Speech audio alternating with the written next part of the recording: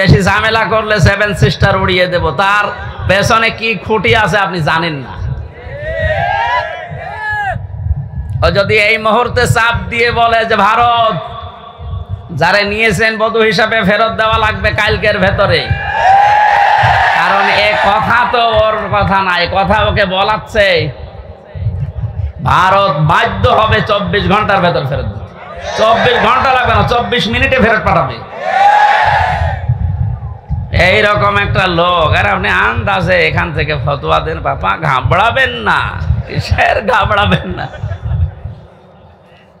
আপনি 2টা পিটনি খেলে সব ভুলে যান, আর তার সিকিউরিটিতে গেছেন। এজন্য বাস্তবতা আপনি কিছু টের পাচ্ছেন না ভাই, অনেক দূরের বিষয়। আমি সামনে আসা আয়াতের ভেতরে যদি আসে আমি সামনে কথা বোঝাবো ইনশাল্লাহ। যেটা বোঝাতে চাচ্ছিলাম সহজ সরল ভাষায়, আজ বিশৃঙ্খলা তৈরি করার জন্য যারা বিভিন্ন বাহিনীকে কাজে লাগাচ্ছেন, আমার তো যতটুকু বাস্তবতা, রিমান্ডে আরে 3 বছর জেলে থেকে দেখেছি, ওদের চরিত্র এত খারাপ, ওই মানুষগুলো শেষে দেখবেন পতিতাদেরকেও রাস্তায় নামিয়ে দেবে। কোনো কিছুতেই কোনো কিছু উপরে উঠতে পারবেন না, কারণ ছাত্রদের আন্দোলন শুধু না, আমার মনে হয় আল্লাহ ফেরেশতা পাঠিয়েছিলেন, আবাবিল পাখি পাঠিয়ে যেমন আল্লাহ রক্ষা করেছিলেন কাবা ঘরকে, বাংলাদেশে আল্লাহ একটা কিছু দেখাতে চায়, এই জন্য আল্লাহ ছাত্রদের মতো ফেরেশতাদেরকে আল্লাহ শহীদ করিয়েছে। মনে করছেন শহীদ হয়ে গেছে, এ মানুষগুলো এমনি এমনি শহীদ হয়নি। আলিয়ালামাল্লাহুল্লাযীনা আমানু ওয়া ইয়াত্তাখিযা মিনকুম শুহাদা। আল্লাহ বলেন আমি আল্লাহ কিছু মানুষকে শাহাদতের মরণ দিয়ে ধন্য করি, সবাইকে দেই না। যার জীবন যৌবন, যার কর্ম অ্যাক্টিভিটিস এগুলো আমার ভালো লাগে, তাকে আমি সাধারণভাবে মরণ দেই না, মরণ দেই শাহাদতের। তাছাড়া শহীদ আবু সাইদ, আপনার কি মনে হয় একটা লোকের জীবনের ন্যূনতম মায়া নেই? 4টা গুলি খেয়েছে বুকে, তাও দাঁড়িয়েছিল, শেষে আর পারে নাই, পড়ে গেছে। আপনি একটা খান তো, শুধু শব্দ শুনলে পালাবেন। এরপরও কিছু মানুষ এখন কথা তুলছে না, সবাই পালায়, আরো নিচে বুক পেতে দেয়, আত্মহত্যা করেছে, শহীদ হয়নি। আহলে হাদিসের নাম নিয়ে যেই লোকটা এই কথা বলেছে, আহলে হাদিসের লোক না, একটা প্রতারক।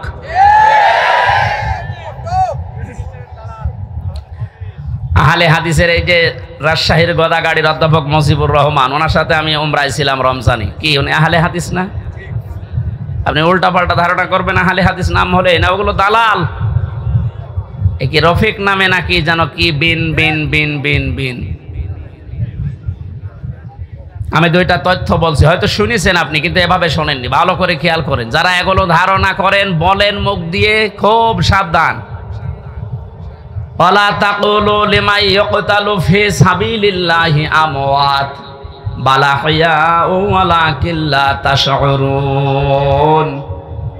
সূরা বাকারা 154 নম্বর আয়াতে আল্লাহ জানিয়েছেন, মানুষ যেহেতু মুখ দিয়ে কথা বলে, এজন্য মুখের উপরে আল্লাহ নোটিশ দিয়েছেন, ওই কথা বলবি না। এ মুখ দিয়ে কোনো দিন এই কথা বলবি না যে যারা মারা গেছে, শহীদ হয়েছে, যে ওরা মরে গেছে, কথা বলবি না। এই কথা কার? এই জন্য শহীদ শব্দটা অনেক দামি শব্দ। যারা শহীদ হয়েছে, জালেমের জুলুমের সামনে নিজের বুক পর্যন্ত দিয়েছে, জীবন পর্যন্ত দিয়ে যারা শহীদ হয়ে গেল, ওদেরও আমাদের মতোই জীবনের মায়া ছিল, কিন্তু মানবতাকে বাঁচাতে দেওয়ালে পিঠ থেকে গেছে, শেষ পর্যন্ত না পেরে জীবন দিয়ে গেল। এ মানুষগুলোকে আপনি মরে গেছে কখনো বলতে যাবেন না। আল্লাহ বলেন বালা হইয়া, আরে ওরা জীবিত, ওয়ালাকিন লা তাশউরুন, কিন্তু তোরা টের পাস না। এরপরে মানুষ যেহেতু হৃদয়ে কল্পনা আনতে পারে, ধারণা করতে পারে, এজন্য আল্লাহ ধারণার উপরে নোটিশ দিয়েছে, ওয়ালা তাহসাবান্নাল্লাযীনা কুতিলু ফি সাবিলিল্লাহি আমওয়াতা বাল আহইয়াউন ইনদা রাব্বিহিম ইয়ারযাকুন। সূরা আলে ইমরান 169 নম্বর আয়াত।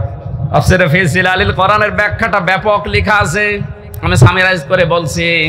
আল্লাহ বলেন ওই ধারণাও করবি না, যারা আমি আল্লাহর জন্য জীবন দিয়ে গেল, এরা মারা গেছে, এরকম ধারণাও করবি না। বরং তারা জীবিত এবং আমি আল্লাহর কাছে তারা রিজিক পাই। ধরে বলেন সুবহানাল্লাহ। এজন্য বড় কঠিন সতর্ক থাকা লাগবে এই বিষয়গুলোতে। অনেক জালেম পর্যন্ত এখন উঠে পড়ে লেগেছে শান্ত দেশকে অশান্ত করার জন্যে। আপনি কিন্তু হামজার মামলার আসামি থাকবেন না। আমরা যদিও এই জালেমদের বিরুদ্ধে ওরা যেমন 50টা মামলা বলেছিল আমারে দেবে, আমরা 100টা দেবো এখন। কিন্তু আপনি তার আল্লাহর আমার হামজার মামলার আসামি থাকছেন না, আপনি সরাসরি আল্লাহর মামলার আসামি হয়ে যাচ্ছেন। আপনার দুনিয়াও শেষ, আখিরাত তো শেষই। এরপরও অনেকে বলে হুজুর মাফ করে দিলে কি না, জালেমদের মাফ করলে মজলুমের উপরে অবিচার হয়। কারণ আপনি তো ওই জায়গায় পড়েননি তাই এ কথা বলছেন। 18 কোটি মানুষ যদি এদেশে মাফ করে দেয়, আয়না ঘরের সাথে যারা জড়িত ছিল, ব্যারিস্টার আরমানের বউ তাকে মাফ করবে? আপনার কি মনে হয় যে আন্দাজে বললে মাফ করে দেবে? আপনি থেকে দেখেন তো, স্বামী ছাড়া 8 বছর। আরে ভাই, একটা মানুষকে আপনি যদি মেরে ফেলতেন তাহলে তার বউটা অন্য জায়গায় বিয়ে করতে পারত। এক কথা বলছে না কেন? আর আপনি এমন জায়গায় রাখেন, এই জন্য আয়না ঘর মারা বানিয়েছে। আমার মনে হয় ওটা ধ্বংস করে ফেলা লাগবে না, ওটা রেখে দেন, ওটা টুরিস্ট প্লেস হিসাবে রেখে দেন। মানুষেরা ওইটা দেখতে যাবে, আর সামাম পৃথিবীর মানুষ জানবে যে এই বাংলাদেশে একটা জালেম ছিল। মানুষ কত বড় নৃশংস, কত বড় জুলুমকারী হলে এই যে এই মাটির নিচে এই ঘরের ভেতরে মানুষকে তাও 2-5 দিন রাখেন। 8 বছর রেখে দিয়েছে, কারোর 10 বছর, কারোর 12 বছর। আমিও মাটির নিচে ছিলাম, যেখানে আমি শুনেছি, আমারও তো বেশি দিন রাখে নাই। কি যে মানুষের একেবারে সহ্যের বাইরে চলে যায় ওই জায়গাটা। এই হাঁটুর ভেতর দিয়ে হাত দিয়ে, এরপরে আবার এখানে হ্যান্ডকাপ দিয়ে বেঁধে একটা মানুষ এভাবে ঘন্টার পরে ঘন্টা, দিনের পরে দিন, মাসের পরে মাস, বছরের পর বছর এভাবে রেখে দেয়। শুধু টয়লেট করার জন্য 1.5 মিনিট সময় দেয়। আমার সাথে যে আলেম ছিল মুফতি ফখরুল ইসলাম, কি কষ্ট যে লোকটাকে দিয়েছে। এই জন্য জালেম যারা, এদেরকে হেদায়েত আল্লাহ দেবেন না। আমি দোয়া করলেও হবে না। কাবা শরীফের ইমামও যদি দোয়া করে এই জালেমের জন্য, ওকে আল্লাহ হেদায়েত দেবে না, ওকে জাহান্নামে দেবেই। আমি এইটা বানালাম। এই কথা বন্ধ করেন। আল্লাহু লা ইয়াহদিল কওমাজ জালিমিন, এ কোরআনের আয়াত না আমি বানালাম? এক কথা বলেন। এই যে ইয়াহদি, এখানে আলেম আছে না? মোজারে, এটা বর্তমান, ভবিষ্যৎ, প্রেজেন্ট, ফিউচার। আল্লাহ পাক বলেন আমি জালেমদেরকে হেদায়েত দিচ্ছি না, দেবও না। সুতরাং যারা জুলুম করেছেন, আপনি জানতেন না যে আয়না ঘরে কারা থাকে? অবশ্যই আপনি জানতেন, আপনার কথা মতোই হয়েছিল। এই জন্য আপনি আল্লাহর হেদায়েত থেকে বঞ্চিত। যতবার হজ করেন না কেন, তাহাজ্জুদ মিলে পড়েন, আপনি হেদায়েত পাবেন না। আর হেদায়েত কেউ না পেলে এসে জান্নাত পাবে? বলেন বলেন। তাহলে আমরা একবারে ফতোয়া দিতে পারি যে আপনি চির জাহান্নামী, নাকি বেশি বলে ফেললাম? না না, আমি যা পড়েছি তাই বলছি। কারণ জালেমদেরকে আমি দোয়া করলো, আল্লাহ হেদায়েত দিচ্ছে না, দেবে না। কিয়ামতের ময়দানে আল্লাহ পাক 2 শ্রেণীর মানুষকে নবীর হাত থেকে হাউজে কাউসার খেতে দেবেন না। কয় শ্রেণী? 1 নম্বরে যারা ইসলামের ভেতরে নতুন নতুন বিষয় ঢুকিয়েছে, বেদাত বলে যারে, এদেশে সবচাইতে বেশি এটা। আমার তো ভয় হয় এই কারণে যে বাংলাদেশের হাজারো মুসলমান আমরা নবীর উম্মত দাবি করছি, কিন্তু এই বেদাত করার কারণে আল্লাহর নবীর হাত থেকে পানি পাবো না। 2 নম্বরে যারা জুলুম করে এবং জালেমের যারা প্রশংসা করে, তার সাহায্য করে, সহযোগী হিসাবে কাজ করে, এরা নবীর হাতের হাউজে কাউসারের পানি পাবে না। আপনি এই হাদিসটা এবার বাংলাদেশে মিলান। কত হাজি জালেমের সহযোগী, জালেমকে ভালোবাসে, সাপোর্ট করে, এই কারণে নবীর হাতের ওয়ারিশ হিসাবে সে পানি পাবে না। এরকম মানুষ হাজি দেশে নেই? আপনার দুনিয়াও শেষ, আখিরাতও শেষ। আপনি কি করলেন? এখন আর ফিরে আসার সময় আপনার আর নেই। আপনি যা করেছেন এর হিসাব আপনাকে দেওয়া লাগবে, কারণ আপনি একেবারে সীমানার বাইরে চলে গেছেন। যে সমস্ত পাপের কারণে আল্লাহ দুনিয়ায় শাস্তি নাজিল করে তার ভেতরে অন্যতম পাপ, মানুষ যখন সীমা লঙ্ঘন করে ফেলে তখন আল্লাহ 8 প্রকার শাস্তি দুনিয়ায় দেয়। আমি একটা একটা করে কোরআন দিয়ে ওইদিকে যাবো ইনশাল্লাহ। আপনারা আছেন তো ময়দানে? নিয়ামতের শুকরিয়া আদায় যদি করতে চান তাহলে মুখ দিয়ে বলেন যে হ্যাঁ এটা নিয়ামত। এটা বিশাল একটা পাথর বুকের উপর থেকে আল্লাহ নামিয়ে দিলেন, এটা কি? কিন্তু যারা স্বীকার করছে না, এখনো অনেক জালেম নেই যে স্বীকার করছে না, এখনো পর্যন্ত এই দুর্বিসন্ধিতে লিপ্ত আছে। 2 নম্বরে নিয়ামতের শুকরিয়া আদায় করার শর্ত হচ্ছে আপনার মনের ভেতরে একটা আলাদা আনন্দ আপনি অনুভব করবেন, যেটা সত্যি আমরা পাচ্ছি, সবাই পাচ্ছে। এত বড় জুলুম বিদায় নেওয়ার পরেও যদি আপনার মনের ভেতরে আনন্দ না আসে, শান্তি না লাগে, নবীজি হাদিসের ভাষায় পড়েছি মানুষের এই পশমগুলো তখন খাড়া হয়ে যায়। বাম স্তনের 2 আঙ্গুল নিচে যে গোস্তের টুকরা আছে ওই টুকরাটা লাফালাফি করে। আমার তো 5 তারিখের পর থেকে যে আনন্দ, এমনিতে এই কোরআনের এবং হাদিসের এই শব্দের গুলোর সাথে আমার বুক এবং হাত পশম সব মিলে যাচ্ছে। আমি দেখতে পাচ্ছি এখনো অনেকের মেলছে না। এই কথা বলছেন কেন? 3 নম্বরে নিয়ামতের শুকরিয়া আদায় হবে যে উদ্দেশ্য নিয়ে আপনি ওটা কায়েম করেছিলেন, ওইটা একেবারে সর্বশেষ জায়গায় পৌঁছিয়ে দেওয়া। এদেশে সমন্বয়ক যারাই ছিল ছাত্র আন্দোলনের অধিকাংশগুলোর এখন কথা আমি শুনতে পাচ্ছি, ওরা বলছে আমরা মুসলমান। কালকে একজনের বক্তব্য দেখলাম ঢাকাতে, ওরা বলছে আমরা বাংলাদেশে যত জেলায় থানায় সমন্বয়ক ছিলাম আমাদের উদ্দেশ্য ছিল যত রকমের বৈষম্য আছে সব আমরা দূর করে সমান সমান করে দিতে চাই, এটা আল্লাহ চাই। কথা বলেন না কেন? আমরা যেহেতু 96% মুসলমান এই দেশে, দল মত আমরা যাই করি না কেন, 53 বছর তো দেখলাম যে মানুষ চালালে কেমন লাগে না, দেখি নাই? বাবা চালিয়েছে কেমন লাগে আমরা দেখেছি, স্বামী চালিয়েছিল কেমন লাগে আমরা দেখেছি, চাচা চালিয়েছে যেভাবেই হোক দেখেছি, বুবু চালিয়েছিল, ভাবি চালিয়েছে। শুধু এখন দেখতে বাকি আছে কোরআন দিয়ে দেশ চললে কেমন দেখা যায়। আপনি সমন্বয়ক যত আছে আমার মনে হয় যদি 500 জন থাকে 498 জন এই কথা বলতে বাধ্য হবে যে আমরা বৈষম্য দূর করার জন্য আন্দোলন আরম্ভ করেছিলাম, আর এটা দূর করার জন্য কোরআন ছাড়া অন্য কোন নিয়ম দুনিয়ায় নেই। অন্য নিয়ম আসলে আবার বৈষম্য শুরু হবে। কোরআনে কারিমে কোনো বৈষম্য আছে? নেই। নেই যে এটার প্রমাণ কি?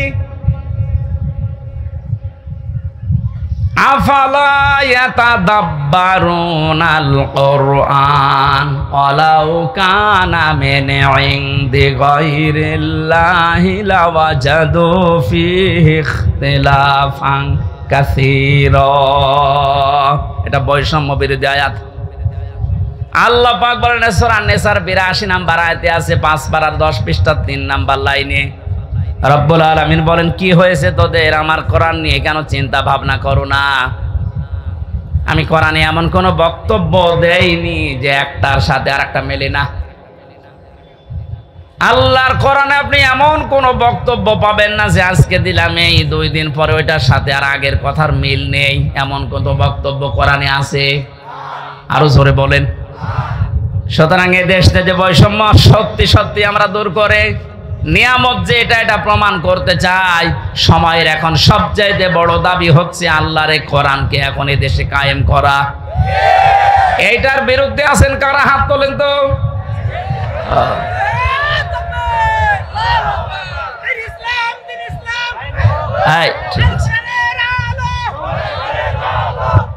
মানুষের এখনো মনে হয় ওই ঘর কাটেনি।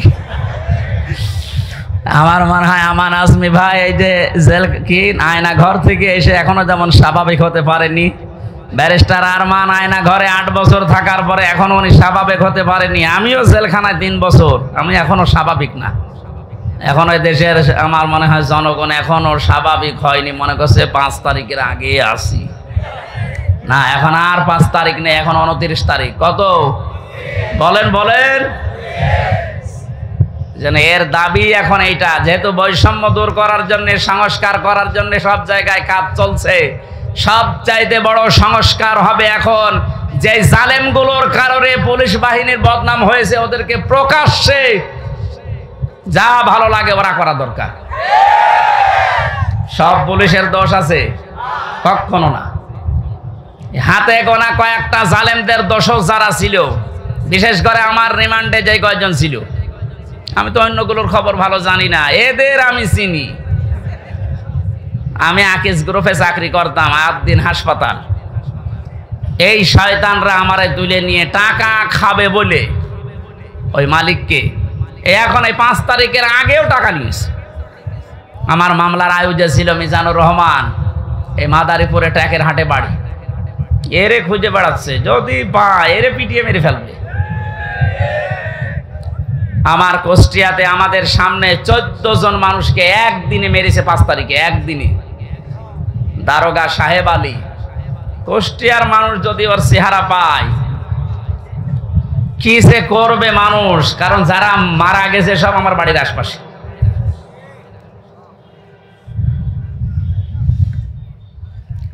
এএসপি নামে একজন ছিল রিমান্ডে আমার, শেখ ইমরান হোসেন। ওর বাড়ি খুলনা ফুলতলা এলাকায়, ওর বাবা আওয়ামী লীগের উপজেলা চেয়ারম্যান। ওরও খুঁজে বেড়াচ্ছে, কারণ 5 তারিখের আগে পর্যন্ত নাকি এরা টাকা নিয়েছে। স্যার আজকে আমার কল দিয়েছিল, হুজুর 5 তারিখের আগেও আমার কাছে টাকা নিয়ে গেছে।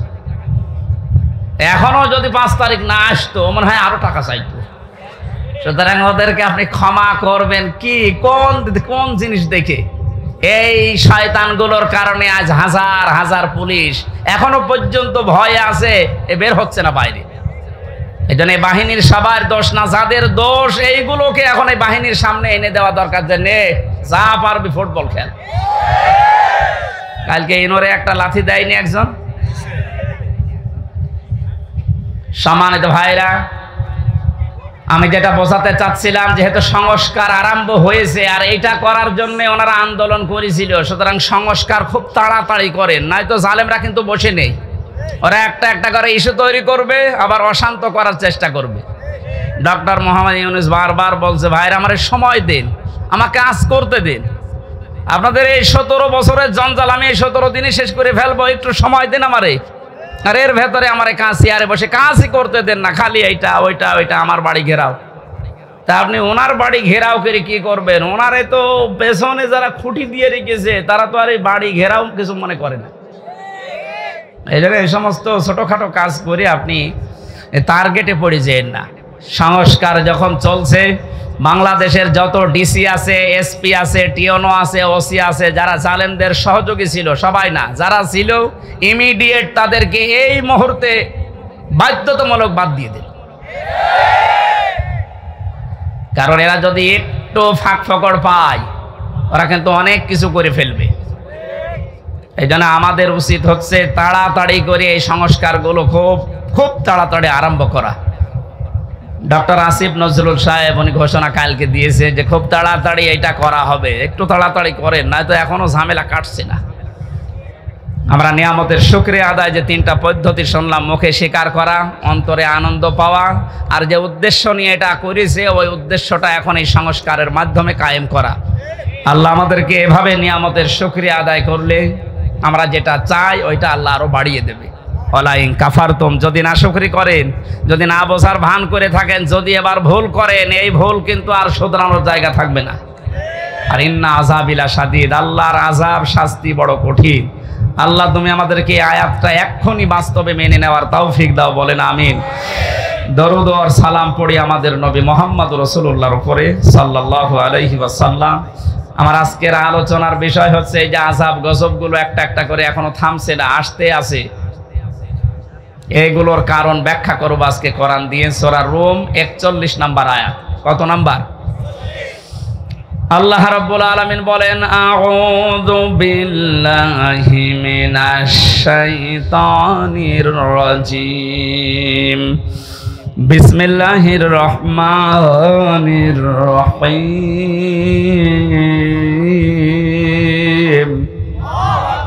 যাহারাল ফাসাদু ফিল বাররি ওয়াল বাহরি বিমা কাসাবাত আইদিন নাস লিইউযীকাহুম বা'দাল্লাযী আমিলু লা'আল্লাহুম ইয়ারজিউন।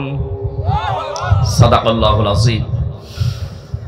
আল্লাহ পাক বলেন, জলে স্থলে যে বিপদ আপদ মুসিবত যে গজবগুলো দেখতে পাচ্ছ সব কিন্তু তোমাদের হাতের কামাই করা বস্তু। আমি এগুলো দিতে চাই না। ওমা আসাবাকুম মিন মুসিবাতিন ফাবিমা কাসাবাত আইদিন নাস ইলা আখির আয়া। সূরা শুরার ভেতরে আল্লাহ জানিয়েছেন, যত অপরাধ করো আমি যদি সব পাপের শাস্তি দুনিয়ায় দিতাম শ্বাস করার সময়ও পেতে না। আমি আল্লাহ আমার দয়ার কারণে অধিকাংশগুলোই মাফ করে দেই, আর কিছু শাস্তি তোমাদের পাপের জন্য একটু মজা চাকাই। কেন চাকাই জানো? লিইউযীকাহুম, এই শাস্তিগুলো তোমাদের উপরে আমি দিয়ে লাআল্লাহুম ইয়ারজিউন, আমি আশা করি তোমরা ফিরে আসবে। ও বাংলার জনগণ, পাথর নেমে গেছে বলে আপনি আবার উচ্ছৃঙ্খল হয়ে যাবেন না। কারণ উচ্ছৃঙ্খল যারা, যে মানুষগুলো জালেম, যারা মানুষের অধিকার নষ্ট করে, ওই মানুষগুলোকে আল্লাহ পছন্দ করে না, করবেও না। আমরা যেন সংশোধন হওয়ার নিয়ত যখন এসেছি, পাপের এই কারণগুলো আগে আবিষ্কার করা। প্রতিটি যুগে যুগে আমরা দেখেছি আল্লাহ যে আযাবগুলো নাজিল করেছিলেন তার কিছু কিছু কারণ পেয়েছি। সূরা আনকাবুতের 40 নম্বর আয়াতের ব্যাখ্যা আল্লাহ পাক বলেন, ফাকুল্লান আখাযনা বিযামবিহি ফামিনহুম মান আরসালনা আলাইহি হাসিবা ওয়া মিনহুম মান আখাযাতুহুমুস সাইহাতু ওয়া মিনহুম মান খাসাফনা বিহিল আরদা ওয়া মিনহুম মান আগরাকনা ইলা আখির আয়াত। আমি প্রত্যেক যুগে পাপীদের পাপের কারণে আমি তাদেরকে, তাদের অপরাধের কারণে আমি পাকড়াও করেছিলাম। কাউকে আমি বৃষ্টির ভেতরে বৃষ্টি দিয়ে দুনিয়া থেকে বিদায় দিয়েছি, কাউকে পাথরের বৃষ্টি, কাউকে আমি আল্লাহ বন্যা দিয়ে দুনিয়া থেকে বিদায় দিয়েছি। এরকম 8-9টা শাস্তির কথা আয়াতের ব্যাখ্যায় আমরা পেয়েছি। এখন যেহেতু বন্যা চলছে, কি চলছে? যদিও আমার যতটুকু ধারণা বা বাস্তবতায় যা দেখছি, এর জন্য এককভাবে দায়ী আমাদের এই প্রতিবেশীরা। ওরা আমাদের যখন ডাকবে তখন দেয় না, যখন আমরা নিজেরাই ডুবে যাই তখন ছাড়ে। কি একটা আশ্চর্য প্রতিবেশী আল্লাহ আমাদেরকে দিয়েছেন। আর এই প্রতিবেশী নিয়ে অনেকে গর্ব করে। প্রতিবেশী যদি প্রতিবেশীর মতো না হয়, তাদের বিরুদ্ধে আল্লাহ পাক নিজে অভিযোগ দায়ের করবেন। সুতরাং আপনারা প্রতিবেশী হিসাবে যা করছেন এটা প্রতিবেশীর কাজ না। আমরা তাফসিরে হাদিসে এমনও পেয়েছি, প্রতিবেশীর মর্যাদা মূল্য এত বেশি, নবীজি বলতেন মাঝে মাঝে যে জিবরাইল যেভাবে প্রতিবেশীর কথা আমারে শোনায়, আমার তো মনে হচ্ছে যে আমার জমি জায়গা আবার প্রতিবেশীকে দিয়ে দেওয়া লাগে কিনা। এত হক, এত অধিকারের কথা জিবরাইল এসে প্রতিবেশীর বিষয়ে নবীকে জানাতেন। আর আমরা কি কপাল নিয়ে আসলাম, প্রতিবেশী একটা পেয়েছি, কন্যা দিয়ে দিলাম, তারপরও বন্যা দিয়ে শেষ করে দিচ্ছে। এটা আর কি দেব? যিনি বলেছিলেন যা দিয়েছি ভোলার মতো না, কোনোদিন ভুলতে পারবে না, তাকেই তো দিয়ে দিলাম। কন্যা দেওয়ার পরে যদি বন্যা খাওয়া লাগবে, জানতাম যে কন্যা জীবনও দিতাম না। হেলিকপ্টারের মালিককে বলে দিতাম যে ভাই ওইদিকে না, যে অন্যদিকে যান। প্রতিবেশী আপনারা কিন্তু টার্গেট হয়ে যাচ্ছেন আল্লাহর। তারপরও যেহেতু প্রতিবেশী, আপনাদেরকে আহ্বান জানাচ্ছি, আপনাদের মানবিক যে দিকগুলো আছে একটু ফুটিয়ে তোলেন। কি অবস্থায় 12-13টা জেলার যে অবস্থা দেখতে পাচ্ছি, সহ্য করার মতন। আমার যেহেতু অনুষ্ঠানগুলো বিভিন্ন প্রান্তে নেওয়া আছে, এই জন্য সবসময় আমি যেতেও পারছি না। অর্থনৈতিকভাবে যতটুকু আমার সামর্থ্য আছে আমি চালাচ্ছি কাজ। বাংলাদেশ জামাতে ইসলামী কুষ্টিয়া জেলা শাখার পক্ষ থেকে ওনারা খরচ করে যাচ্ছে, আমি আহ্বান জানিয়েছি আমার জেলার ভেতরে যারা আছেন সঠিকভাবে যদি এই মানভাষী মানুষকে কিছু দিতে চান, অন্যের হাতে দিলে হয়তো 2 নাম্বারই হতে পারে। আমার যতটুকু বাস্তবে দেখা, এদের হাতে দেন, সঠিক জায়গায় পৌঁছিয়ে যাবে, যাচ্ছেও তাই। আপনারা যা করলেন এই মানুষগুলোকে, এদের আর দেখার মতো শোনার মতো, এদের দুঃখ, এরা এখন কিন্তু মজলুম। আর আমরা জানি ইত্তাকি দাওয়াতাল মাজলুম ফাইন্নাহা লাইসা বাইনাহু ওয়া বাইনাল্লাহি হিজাব।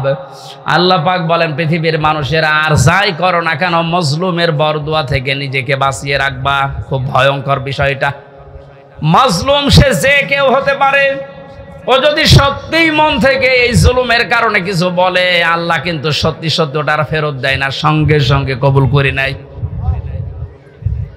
এর বাস্তব উদাহরণ যে ছোট হুজুরটা রফিকুল ইসলাম মাদানি, এ ছেলেটা আমার সাথে ছিল প্রথম 2 মাস। আমারে বলছিল, হামজা ভাই আমারে প্রথম ধরার পরে রিমান্ডে যেদিন আমার এরা 12:30টার সময় হাতির ঝিলে নিয়ে গেছে, পুরা উলঙ্গ করেছে, আমার শরীরে 1 টুকরা কাপড় রাখতে দেয়নি, রাস্তা 2 দিক থেকে ব্লক করে আমার পুরা শরীরটা উলঙ্গ করে একটা সিগারেট আমার হাতের ভেতরে ধরিয়ে দিয়েছে। এটা অর্ধ উলঙ্গ মেয়ে লোক কোথা থেকে যেন নিয়ে আসলো, আমার পাশে দাঁড় করিয়ে ছবি তুলতেছে। আর একে অন্যকে বলছে এটা আজকে ছড়িয়ে দেওয়া লাগবে, তাহলে দেশের মানুষ বুঝবে যে হুজুরের অবস্থা কি। উনি বলছে, আমি একজনকে জিজ্ঞাসা করলাম, এক এসআইকে, যে আপনারা যা করলেন আমার সাথে, এটা কি সত্যি ডিবির হারুন স্যার জানে? ওই এসআই বলছে জানে না, মানে ও হারুন স্যারই করাচ্ছে। বলছে আমি এত অসহায় হয়ে গেলাম ওই সময়, মুখ থেকে আমার বের হয়ে গেল, আল্লাহ যা করলো তুমি তো দেখলে, যে লোকটার নির্দেশ মতো এগুলো করছে তারে তুমি একটু দেখো। আল্লাহ ঠিক দেখিয়েছে। ছোট হুজুরকে যা করেছিল আল্লাহ দুনিয়ায় থাকতে ওরে দেখিয়েছে 3 ইঞ্চি, রাস্তায় বের হতে পারে না। মহিলারা পর্যন্ত নাকি এখন জিকির করছে 3 ইঞ্চি 3 ইঞ্চি। কি কোথায় নামিয়েছে আল্লাহ দেখলেন।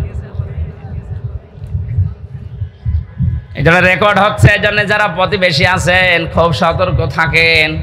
মাজলুমের দোয়া কিন্তু আল্লাহ ফেরত দেবে না। আপনি যদি বলে কয়েও দিতেন যে এই 8 ঘন্টা 10 ঘন্টা পরে আমি পানি ছাড়বো, তাও তো আমি একটু বসিয়ে নিতে পারতাম। রাতের বেলা ঘুমিয়ে আসে আর পানি দিয়ে আপনি ভাসিয়ে দিলেন। কত মানুষ এই ভেসেই মরে গেছে। আমার ভাইরা, এই যে বন্যা, জলোচ্ছ্বাস, এগুলো আসার পেছনে যে কারণগুলো পেয়েছি আমরা, কোন জাতির ভেতরে যদি মুনাফিকি বেড়ে যায়, উপরে ফিটফাট, ভেতরে সদরঘাট, আর এই চরিত্রের মানুষ আমার জানা মতে বাংলাদেশে বেশি। এই 15 বছরে কত আলেম পর্যন্ত মুনাফিক হয়ে গেছে। আল্লাহ এমনিতে এই বিপদগুলো দেয় না। আমিনহুম মান আখাযাতুহু সাইহা, কারো উপরে আল্লাহ পাথরের বৃষ্টি নাজিল করে। তাফসীরের ভেতরে পড়েছি, আয়াতের ব্যাখ্যা করতে গিয়ে হযরত শুআয়ব আলাইহিস সালামের ঘটনাটা ফি জিলালিল কোরআনে আছে।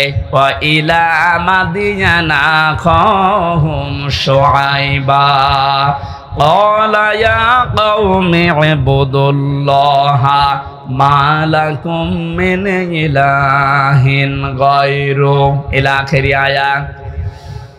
আল্লাহ পাক বলেন, মাদায়েন শহরে হযরত শুআয়বকে তার ভাইদের কাছে আমি পাঠিয়েছিলাম। তিনি মাদায়েনে, হযরত শুআয়ব মিশরের মাদায়েন আইকা এই এলাকায় বাস করতেন। ডাক দিয়ে বললেন, আমার জাতির লোকেরা, তোমরা আল্লাহর ইবাদত করো, তিনি ছাড়া ইলাহ, এটা আর কেউ নেই। ইলা মানে, ইলা শব্দের 4টা প্রধান অর্থ আমি এই আয়াতের তাফসীরে পেয়েছি। এক নয়, ভালো করে শোনেন। এই জন্যই তাফসীর মাহফিলে আসতে হয়।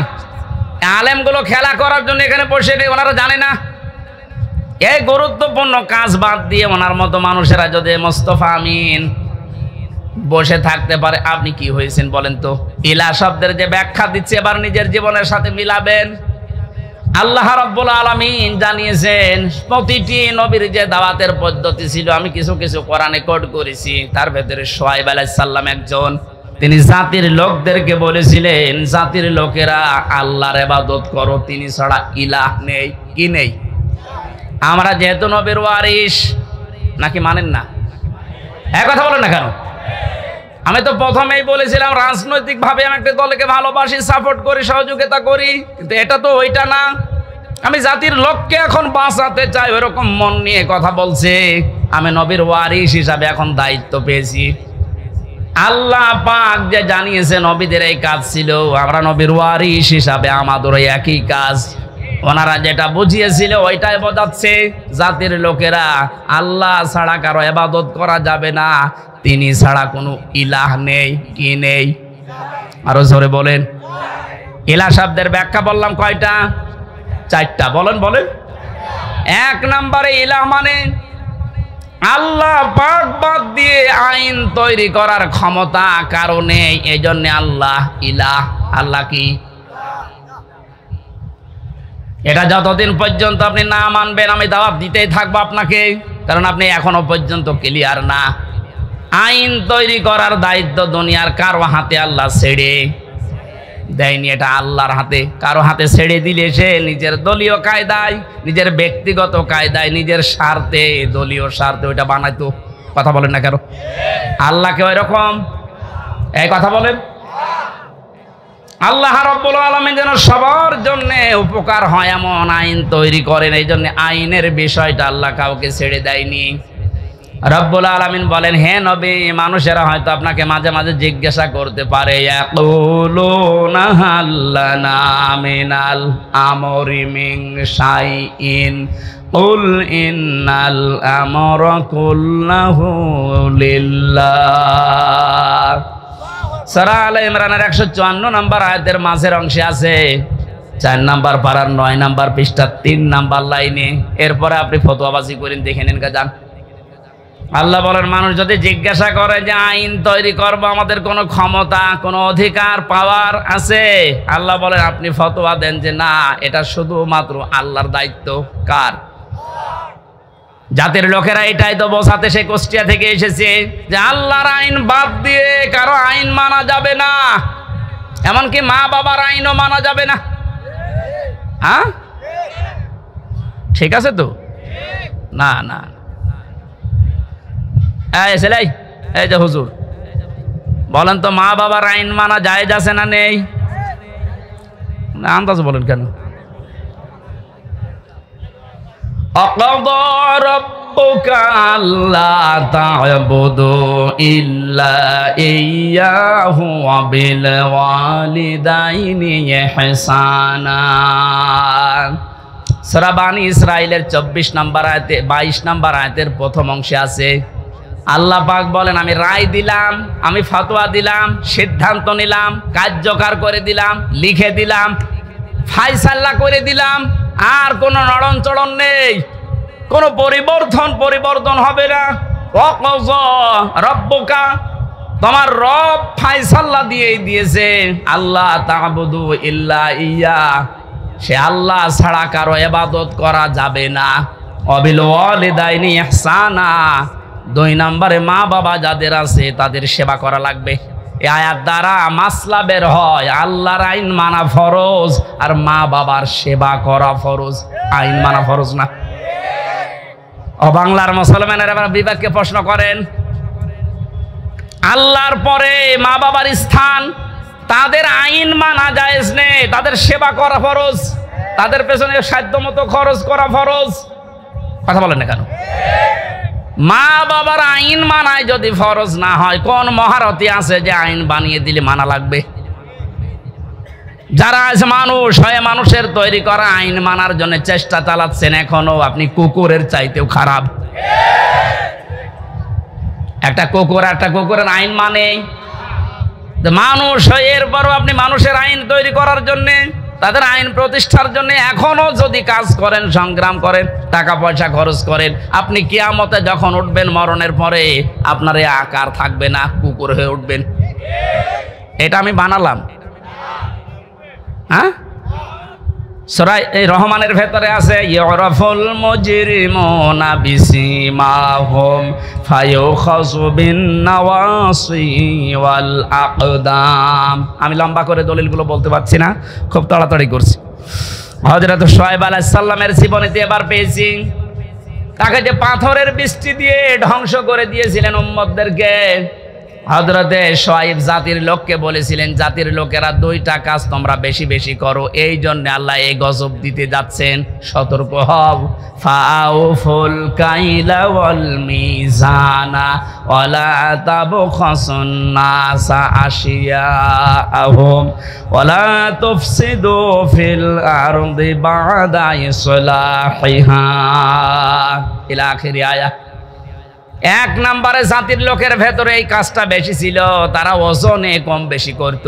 কিসে ওজন? মানে শুধু দাড়ি পাল্লার ওজন বলেন না, পৃথিবীর প্রতিটি জিনিসের ওজন আছে, আপনার বিবেকেরও ওজন আছে। এই যে চেয়ারে বসেছি, চেয়ারের ওজন আছে। যারা এই যে লেখাপড়া করায়, মাস্টার, শিক্ষক, ওস্তাদ, মুআল্লিম, তাদেরও ওজন আছে। তারা নেওয়ার সময় তো বিভিন্ন জায়গা থেকে জ্ঞান ভালোই অর্জন করেছে, এই যে মাস্টার, কিন্তু দেওয়ার সময় আর ঠিক মতো ছাত্র ছাত্রীদের দিতে চায় না। তখন বলে প্রাইভেট পড়া লাগবে, কোচিং করা লাগবে। কোরআনে কারীম যেন আমাদের নাম নিয়ে আয়াতটা আল্লাহ নাযিল করেছেন, ওয়াইলুল লিল মুতাফফিফিন আল্লাযীনা ইযা ইক্তালু আলান নাসি ইস্তাওফুন। আল্লাহ বলেন ধ্বংস হয়ে যায় কয় দোকানদারগুলো, যারা ওজনে কম বেশি করে। এখানে শুধু দোকানদার উদ্দেশ্য না, দুনিয়ায় যে যেখানে আছে ওই জায়গায় নেওয়ার সময় ঠিক মতো নেয়, দেওয়ার সময় যারা কম দেয়, এই মানুষগুলো এই আয়াতের ভেতরে শামিল। তাদের ধ্বংস কামনা করছে কে? যে যে জায়গায় আছে আমাদের ওজন যেন কম বেশি না হয়। আর জাতির ভেতরে ওজনের স্তর ঠিক নেই। ধনীরা অপরাধ করলে ওজন একরকম হয়, গরিব মানুষ অপরাধ করলে ওজন আর এক রকম হয়।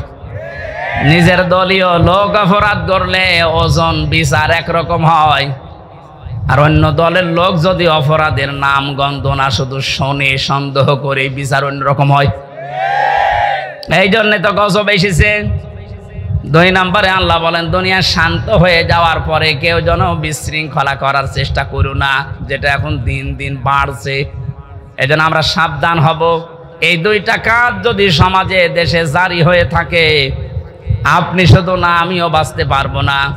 এই জন্য আমাদের সতর্ক হওয়া লাগবে। আল্লাহর গজব নাজিল হওয়ার জন্য যে শাস্তিগুলোর কথা, যে কাজগুলোর কথা, আল্লাহ আমাদের এই কাজ থেকে বিরত থাকার তৌফিক যেন দান করেন।